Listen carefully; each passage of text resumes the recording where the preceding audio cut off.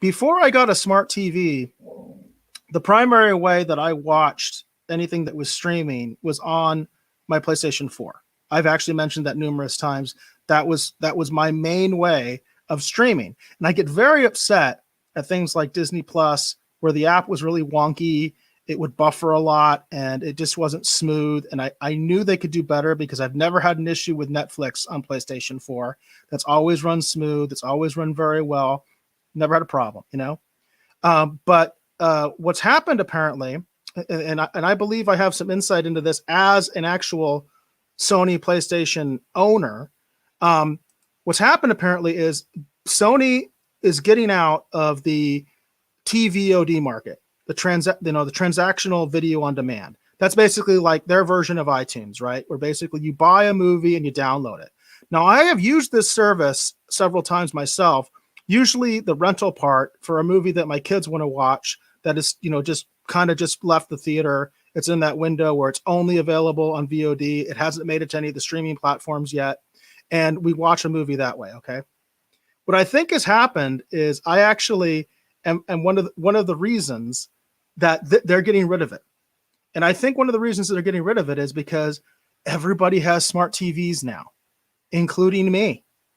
So whereas before I relied on my PlayStation 4 essentially as my smart TV, and I was watching my streaming content and getting movies from there and downloading them, now I myself have a smart TV. I have a Roku TV and I have a Fire Stick for my TV upstairs. And it's like, so I think this is what's happening is that basically so many people have smart TVs now. It doesn't make sense for Sony to keep doing this. And it's kind of the end of an era. It's kind of sad that they're getting out of the business. They actually had done with PlayStation Vue, they had done what I kind of thought, and I still think is going to eventually happen with the streaming wars anyway, is they had their own service. It was very much like YouTube TV, where they had numerous cable channels and stuff like that, where you could bundle them. They got out of that business quite a while ago and just said, we can't do this anymore. We can't make all, it's just not, it's not cost effective. These licensing deals we have to do with all these different cable channels and stuff like that. So it's interesting to see how Sony is completely getting out of this business. They got rid of PlayStation Vue a while ago, and now on the PlayStation Store, they're apparently going to phase out movie rentals and downloads.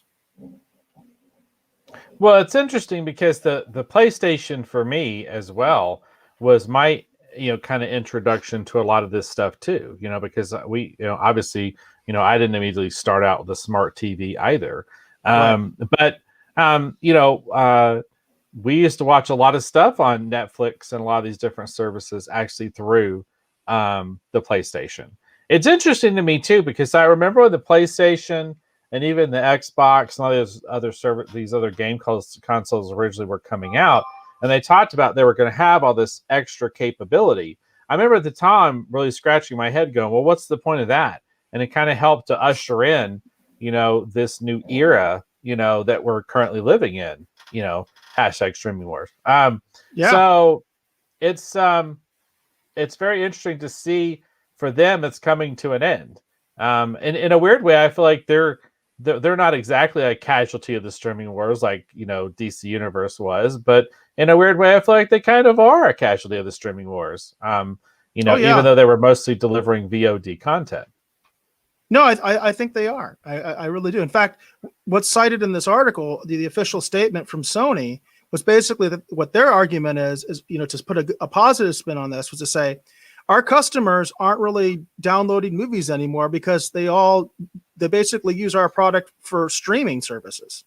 That's what the article says. That's Sony's official position, is that because Disney Plus is so popular on their platform, because Netflix is so popular on their platform, because I could go on and on, because they have basically every single app, right, for all the major streaming players, including Tubi, which is free, including Crackle, which is free, and including Pluto TV, which is free.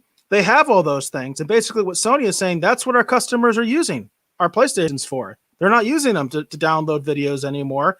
They're just taking one of these streaming apps, and that's what they're streaming their shows on our platform.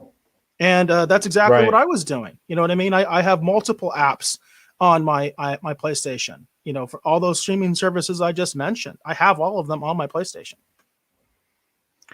Well, Yeah, there you go.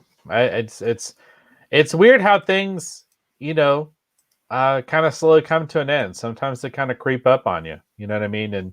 And you don't expect it. Um, it's interesting too because I been talking to some different people and kind of here and there and whatever, and I find it's interesting how there's so many people that um that are hardcore gamers the way I think of them, like into esports and the whole thing, and a lot of them they do console gaming, not console but like on a computer. What is that called? Right. What do they call Mm-hmm. that? The PC gaming. Yeah, exactly. And PC I just think gaming. Yep. that's so weird because I remember there was a time period where people were predicting that, PC gaming was going to go away. You know what I Now it's mean? kind of going the opposite. Now people are Yeah. predicting the end of consoles. So Yeah. it It's is kind of weird. a strange thing that's happening there. It also relates to the way people watch television programs. I've mentioned multiple times, I hate watching stuff on my laptop, but a lot of people do. A lot of people watch stuff on their phone, which I find completely uncomfortable, but a lot of people do. A lot of people Yeah, watch well, stuff on the phone.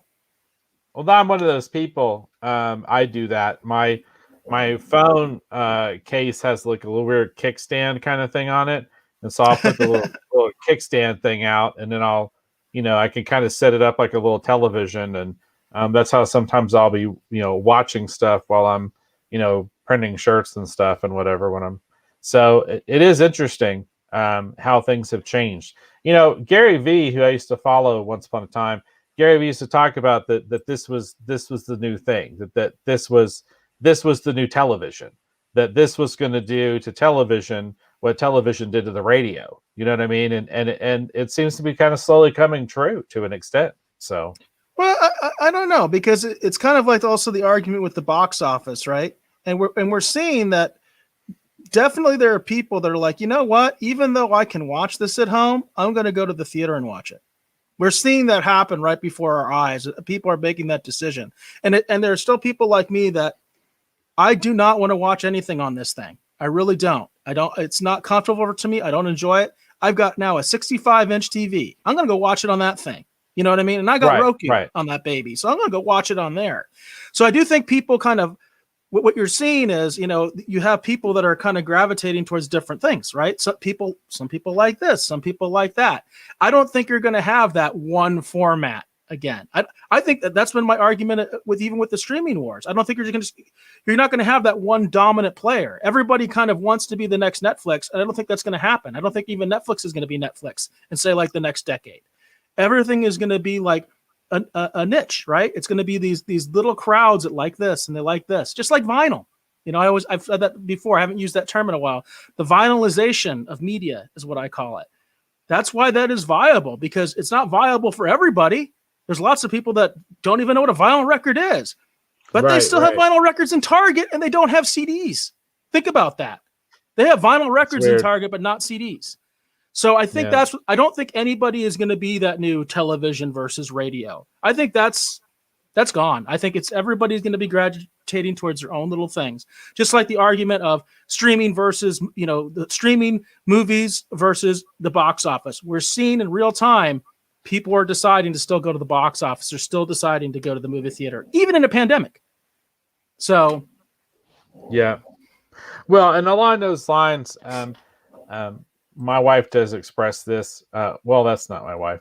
That's my wife right there. Micah does express. She says that she misses going to the theater, and I felt the same way. I really miss that. I mean, hopefully we'll be going back soon. You know what I mean? But yeah, I've been to the theater twice during the pandemic. I went and saw The Croods with my kids, and then of course I went to the Chandler Film Festival with Russ.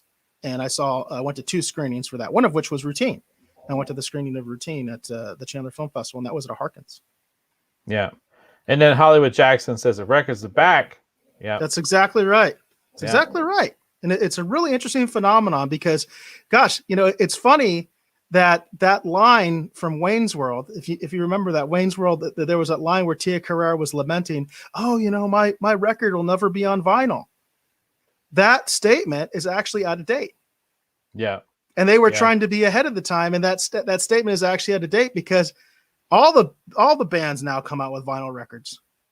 Yeah. It's Some of them interesting. aren't coming out with CDs anymore because That's the true. CD format is being tossed. I mean, Yeah. when you compare digital to CD, there's no comparison. It's like digital's a lot easier. Doesn't take any space, right? Yeah. Vinyl is a completely different experience. Analog is completely a different experience than digital. Any of you who have a good ear, you can hear it. That's why that market exists.